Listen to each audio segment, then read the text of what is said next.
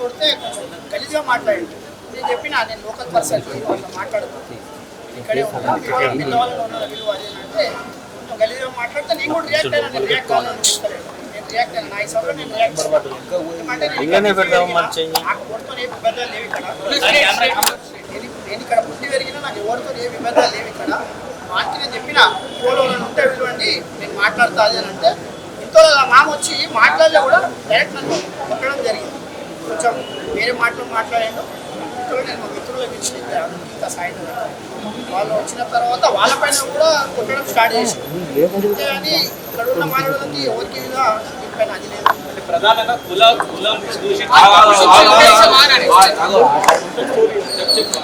దాని తర్వాత మా మిత్రులు వచ్చారు.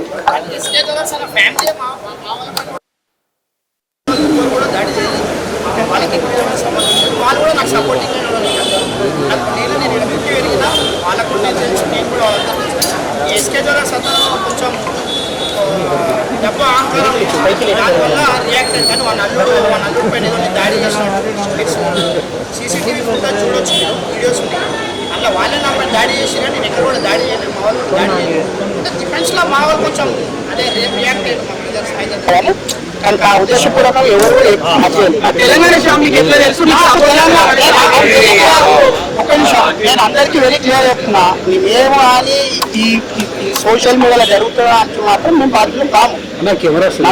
జాతి పేరులో తిట్టినట్లు పుట్టిన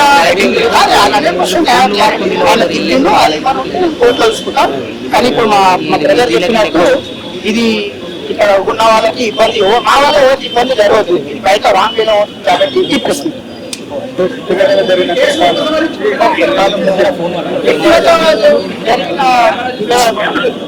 ఇది అతనికి నేను తెలుసు, నేను ఎవరో తెలుసు, నేను తెలుసు, ఈయన తెలుసు, ఆయన కూడా తెలుసు.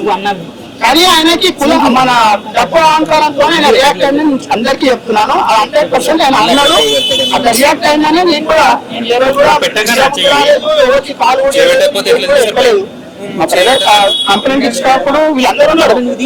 అసోసియేషన్ వాళ్ళు కూడా కంప్లైంట్ ఇచ్చినప్పుడు కానీ ఈ విషయం మీద బయట వేరే వాళ్ళు కూడా ప్రెస్ మీట్లు పెడుతున్నారు.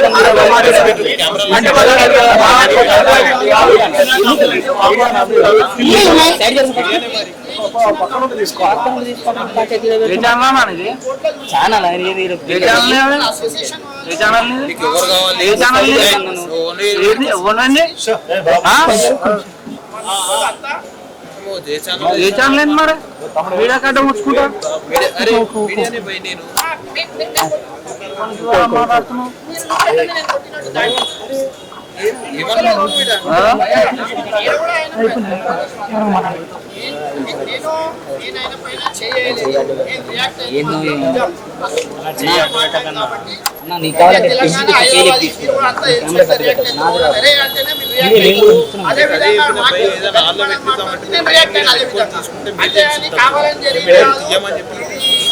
చెప్పాల్సింది కదా మీరు ఇచ్చటం చేయబెట్టి నేనేం చెప్పిడా నేను ఇక్కడ ప్రకారవతి నివాసిని మీరు ఏమైనా ఉంటే మీ వాళ్ళు ఎవరైనా విలువని మాట్లాడతా అన్న.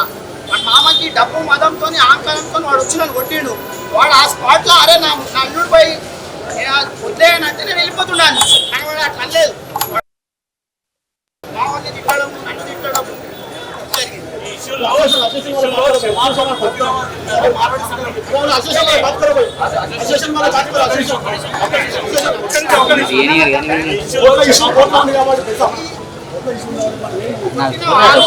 వాళ్ళ ఫ్యామిలీ కూడా చెప్పింది, ఈవెన్ అసోసియేషన్ వాళ్ళు కూడా చెప్పింది. నేను అసోసియేషన్ వాళ్ళ నుంచి నేను ఏ సమస్య కోరుకుంటలేదు.